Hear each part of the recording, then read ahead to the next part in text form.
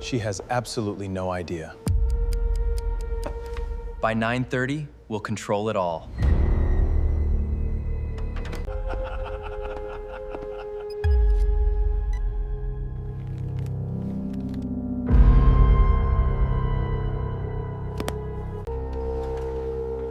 This is a private meeting. I know that document. The boardroom door swung open before anyone inside realized the woman standing in the hallway had heard every word. You really think she could ever come back? One executive laughed, barely looking up from the financial report spread across the polished table. Another voice answered with a smirk. 5 years is a long time. People don't remember founders. They remember whoever sits in the corner office. Outside the glass wall, Victoria Carter didn't move. She simply looked at the reflection staring back at her. Calm eyes. A navy coat. A leather notebook held loosely in one hand. Nothing about her appearance suggested she owned more than half of the company inside that building. A digital clock above the reception desk changed from 9:05 to 9:06. Exactly 6 minutes. That was how long the woman who built Helios Quantum had been asked to wait outside her own boardroom. If those 6 minutes had ended 30 seconds earlier, history might have unfolded very differently. Instead, she had heard enough. Before the story continues, subscribe if you enjoy powerful stories about courage, betrayal, and justice. And while you're listening, think about one question. What would you do if you walked into a place you built with your own hands and nobody even recognized your face? Victoria reached for the door handle. Then she stopped. Not because she was afraid, because she wanted to hear one more sentence. Inside, Ethan Caldwell leaned back in his chair with complete confidence. The acquisition papers will be signed today, he said. Once Titan Petro Global owns Helios, we're all retiring richer than we ever imagined. Several executives chuckled. Only one man at the far end of the table didn't smile. Daniel Brooks lowered his eyes to the documents in front of him and quietly closed the folder he had refused to sign. Across the hallway, Victoria noticed the movement immediately. Someone inside still had a conscience. 5 years earlier, Helios Quantum had been the fastest-growing clean energy company in the world. Every breakthrough battery, every revolutionary solar grid, every life-changing innovation had begun with 2 people working in a rented warehouse that leaked every time it rained. Victoria Carter and Michael Hayes. While investors laughed at their impossible dream, the 2 founders had spent countless nights sleeping on office couches, surviving on cheap coffee and stubborn determination. Michael used to tell employees, "We don't build technology. We build tomorrow." Victoria always answered with a smile. "And tomorrow belongs to everyone." Those words became the company's first mission statement, printed on every employee handbook, displayed inside every office, etched into the lobby wall. Now, the words were gone. When Victoria had entered the headquarters that morning, she noticed something strange before security even asked for identification. The wall where their mission statement had once stood was covered by an enormous display showing quarterly profits. Innovation had been replaced with numbers. Purpose had been replaced with percentages. Even stranger, Michael's portrait had disappeared. Victoria hadn't asked why. She preferred answers people volunteered without knowing they were being watched. The young receptionist looked up nervously. "Ma'am, they're still in the executive meeting." Victoria smiled warmly. "I don't mind waiting." The receptionist felt strangely guilty. "I'm really sorry. Mr. Caldwell doesn't like interruptions." Victoria nodded. "I'm sure he doesn't." The receptionist had no idea who she was speaking to. She had joined the company less than 8 months earlier. Her orientation materials described Ethan Caldwell as the visionary leader who transformed Helios into a global empire. Victoria's name appeared only once. Small print. Near the bottom of one page. Founder Emeritus. Retired. No photograph. No story. Almost erased. Victoria wasn't offended. She was fascinated. Erasing history always required someone to rewrite it. The question was, who? Back inside the boardroom, Graham Pierce slid another document across the table. Our overseas accounts are ready, he said quietly. The consulting fees? They'll arrive within 48 hours. Nobody traces them? They're impossible to trace. Daniel finally looked up. They're called bribes. The room fell silent. Ethan sighed impatiently. They're incentives. They're illegal. They're business. Daniel pushed his chair back. It stopped being business the moment you agreed to sell proprietary clean energy patents to an oil corporation. Ethan folded his hands. You've become emotional. No, Daniel answered calmly. I've become disappointed. Graham leaned forward. If you're uncomfortable, retire. Daniel smiled sadly. I've worked here 27 years. So have I. I remember when integrity mattered more than stock prices. Nobody answered. Outside the room, Victoria quietly closed her notebook. Daniel hadn't changed. That made what came next even harder. Her phone vibrated once. A secure message appeared. Network activity increasing. It came from Aiden Ross, a cybersecurity analyst she had never met. Someone had reached out anonymously 3 weeks earlier after noticing unusual financial transfers buried inside encrypted audit logs. Most people ignored patterns. Aiden couldn't.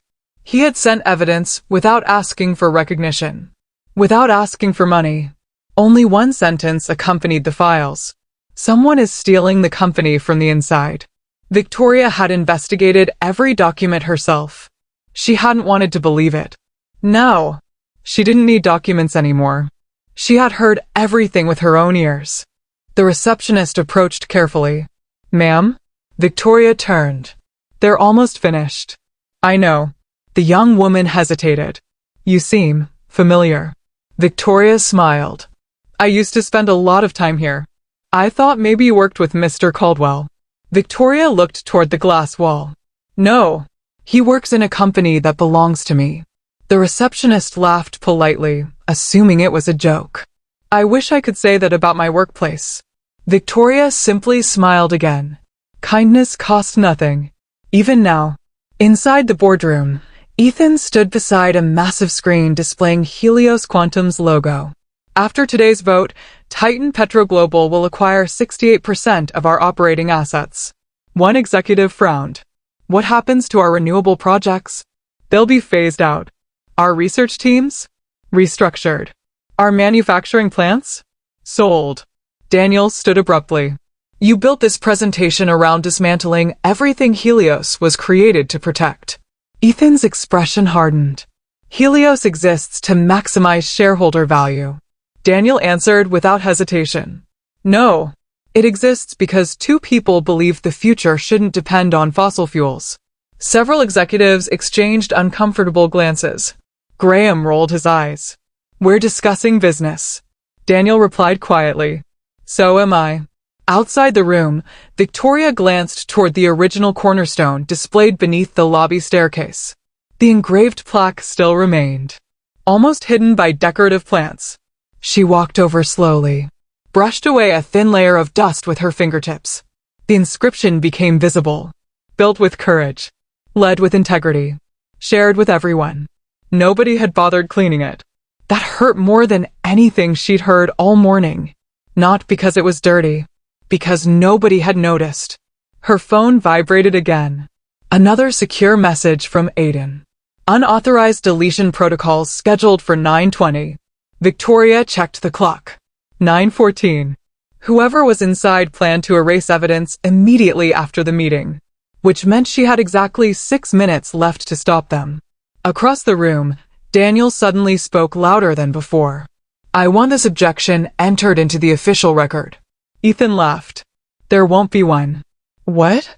We're not recording today's meeting. Daniel froze. Every executive meeting in company history had been recorded. Every single one. Until today. Because today wasn't supposed to leave a trail. Daniel slowly looked around the room. For the first time, he realized he wasn't witnessing bad leadership. He was witnessing a conspiracy. He quietly reached into his briefcase, pulled out his phone beneath the table, and sent one message. She's here. The reply came back almost instantly. I know. Daniel looked toward the glass wall. His eyes met Victoria's. Neither of them smiled. Neither needed to. Everything had changed. Then Ethan picked up the acquisition contract, uncapped an expensive fountain pen, and said the words that made Victoria finally reach for the boardroom door. Once I sign this, the founder will never be able to stop us. Victoria wrapped her hand around the handle. Inside, nobody noticed. Outside, every second suddenly mattered. And just as the latch began to turn, alarms started flashing silently across Aiden Ross's computer screens in another part of the building. Someone had activated the company-wide deletion protocol 5 minutes earlier than planned. Red warning banners spread across Aiden Ross's monitors so quickly that, for a second, he thought the security software had malfunctioned. Then the file names began disappearing. Patent archives, research prototypes, executive emails, financial ledgers. Entire directories blinked red before vanishing from the server map. Aiden's heartbeat spiked. No, no, no. He slammed both hands onto the keyboard, isolating the first server before the deletion command could spread further. His phone rang. Daniel Brooks. I need 30 seconds. Aiden answered before Daniel could speak. You have 10, Daniel replied. If those files disappear, the people responsible walk away free. I'm locking the mirrors now. Hurry. The line went dead. At that exact moment, Victoria pushed open the boardroom door. The conversation stopped as though someone had cut the power. Every head turned. Ethan barely looked up. I'm sorry, he said impatiently. This meeting is private. Victoria closed the door behind her. I know. If you're looking for human resources, it's downstairs. I'm not. Graham folded his arms. Then you've entered the wrong room. Victoria calmly placed her leather notebook on the polished table. No. I've entered the only room that matters. The silence stretched just long enough to make everyone uncomfortable. Ethan pointed toward the exit. Security. No one moved. Daniel slowly stood.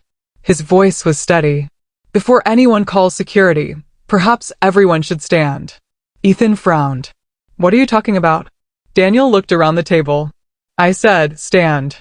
The director stared at him as if he had lost his mind. Graham laughed. You finally snapped. Daniel ignored him. His eyes never left Victoria. You're sitting in her chair. A director glanced at the nameplate in front of Ethan. That's the CEO's seat. Daniel shook his head. No. It has always belonged to the founder. The room fell silent. Ethan gave a dismissive smile. The founder retired years ago. Victoria finally spoke. Did she? Her voice wasn't loud. It didn't need to be. The confidence behind those 2 words filled the room more effectively than shouting ever could. Ethan studied her face for the first time. Something about her looked strangely familiar. I don't believe we've met. Victoria answered without blinking. No, but you've spent 5 years enjoying my work. Several executives exchanged confused looks. Graham leaned forward. And who exactly are you? Daniel opened the folder he had protected throughout the meeting. Inside were original incorporation papers, the first patent registrations, the company's founding charter, photographs of 2 exhausted entrepreneurs standing inside a warehouse surrounded by unfinished battery cells. Every document carried the same signature. Victoria Carter. Daniel slid the papers across the table. I'd suggest reading the first page. One director picked it up. His face drained of color. This can't be. Victoria finished the sentence for him. I'm Victoria Carter. Nobody spoke. A glass slipped from someone's hand and shattered against the marble floor. The sound echoed through the room. Ethan laughed once. A nervous laugh. This is ridiculous. It is. Victoria agreed. Especially the part where you believed removing my portrait removed my ownership. Daniel placed another document beside the first. The ownership trust has never changed. The majority voting shares remain exactly where Ms. Carter placed them. Ethan's smile disappeared. That's impossible. No, Daniel answered. You simply never asked the right questions. Outside the boardroom, employees began noticing unusual activity. IT managers hurried through hallways. Phones buzzed simultaneously. Restricted access notifications appeared across executive devices. Inside, Graham grabbed his tablet. It displayed one message. Access denied. He tried again. Nothing. Victoria watched him calmly. I asked cybersecurity to begin locking executive permissions before I opened that door. You had no authority to do that. I still do. Daniel reached for the final folder. The one he had hoped never to open. The Phoenix Provision. Several directors frowned. I've never heard of it. That's because, Daniel replied, almost nobody has. He placed the charter in the center of the table. Section 9. A director began reading aloud. Should the company's mission be knowingly compromised through fraud, concealed self-dealing, or deliberate acts against its founding purpose, the original majority founder shall immediately recover emergency executive authority pending independent review. His voice became quieter with every word. Another director whispered, "That clause still exists?" Daniel nodded. It was never removed. Why? Victoria answered. Because Michael insisted on it. The room became still. He said companies don't usually die from competition. She paused. They die from betrayal. Ethan suddenly stood. This means nothing. It means everything. Victoria replied. You negotiated the sale of a clean energy company to an oil conglomerate while arranging secret payments for yourselves. You can't prove that. Before Daniel could answer, every screen in the boardroom suddenly flickered. Aiden's face appeared through the secure conference system. His breathing was uneven. Ms. Carter. Victoria looked up. What is it? I stopped most of the deletion. Most? They activated secondary protocols. A map of the company's server network filled the screen. Red zones flashed across multiple countries. They're trying to erase backup archives. Daniel's expression hardened. Can we stop it? I need authorization. Victoria answered immediately. You have it. Aiden hesitated. It'll lock every executive account worldwide. Do it. It'll freeze overseas transactions. Do it. It could interrupt operations for thousands of employees. Victoria didn't hesitate. We can rebuild operations. She looked directly at Ethan. We can't rebuild integrity if we let the truth disappear. Aiden nodded once. I'm executing lockdown. Across the headquarters. Doors automatically secured. Financial transfers froze. Private executive cloud accounts disconnected. Security badges belonging to senior leadership turned red. Confused executives outside the room suddenly found themselves locked out of sensitive areas. Panic spread through the building. Inside the boardroom, Ethan reached for his phone. No signal. His encrypted communication app displayed. Account disabled. Graham tried his laptop. Locked.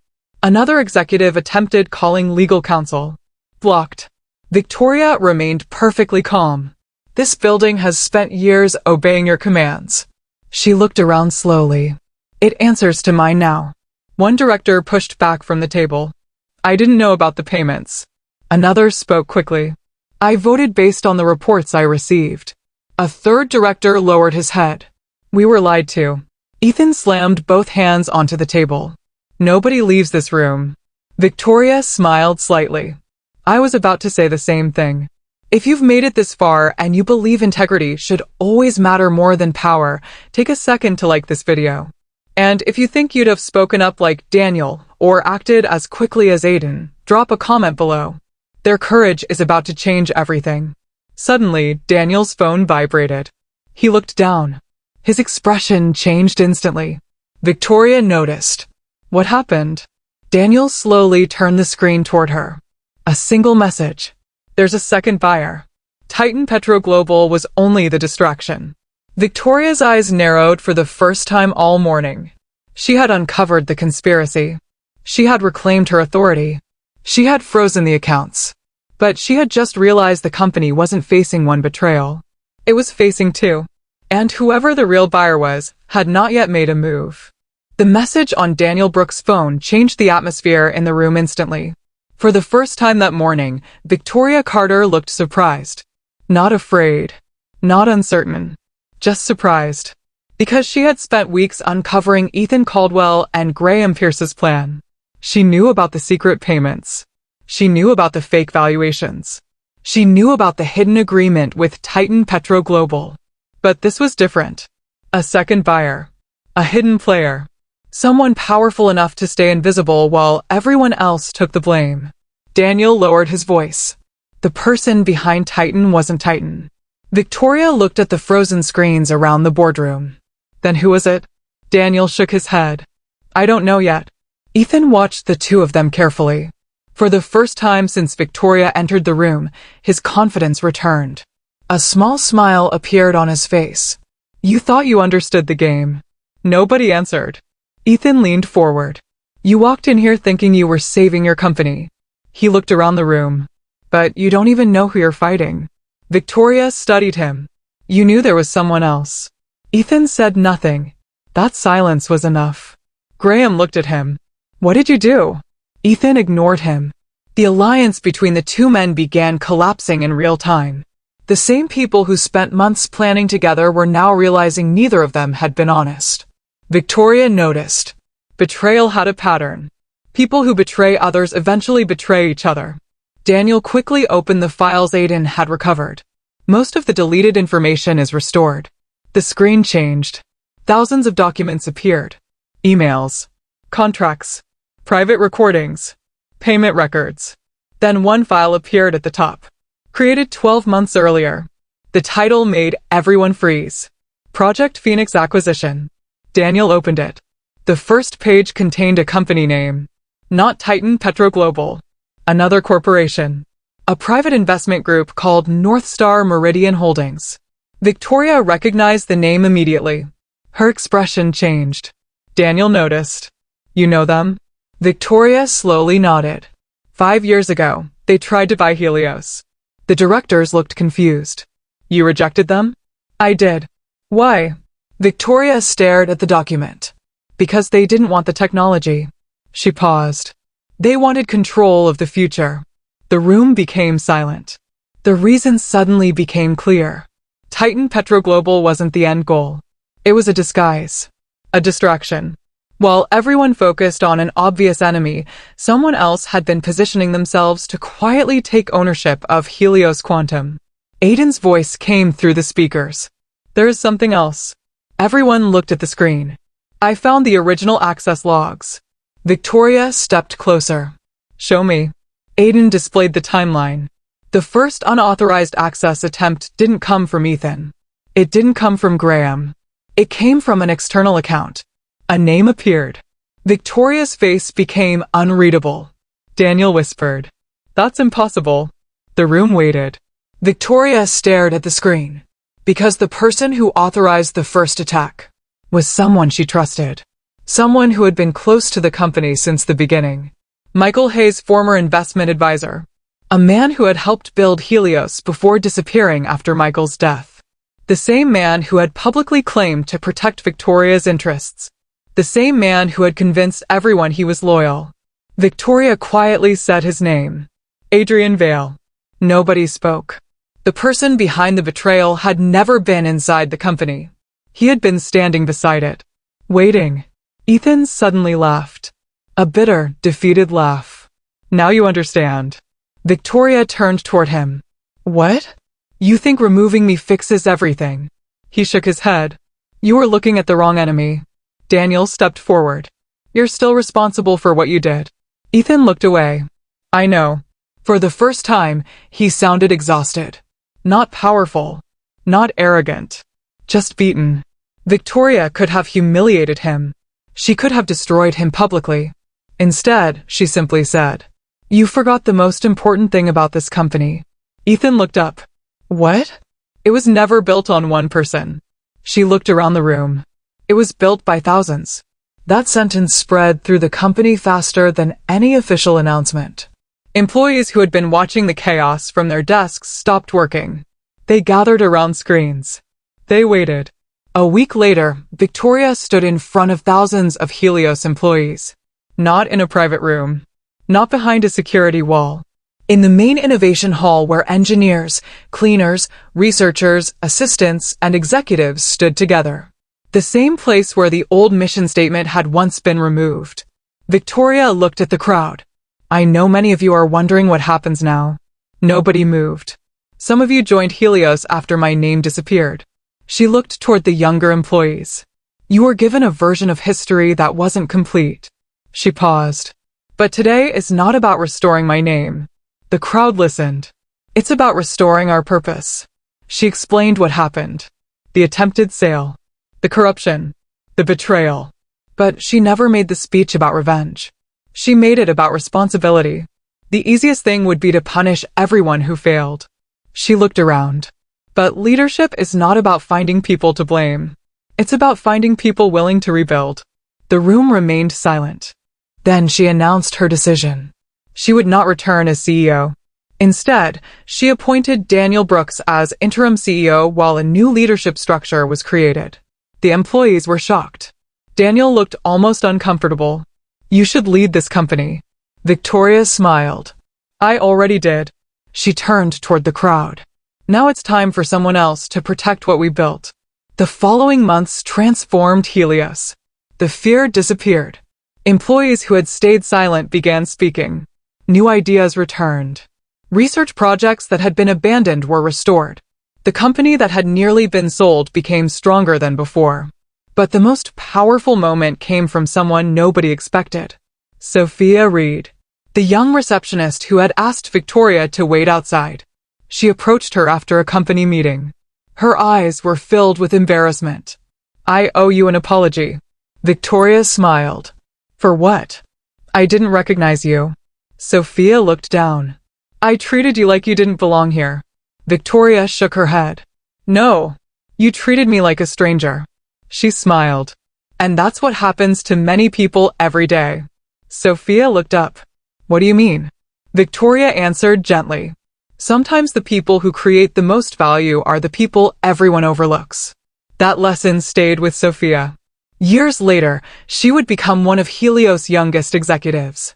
Not because Victoria gave her a chance. Because Victoria taught her that everyone deserves to be seen. The final image of Helios Quantum was not Victoria standing in an office. Not a billionaire sitting behind a desk.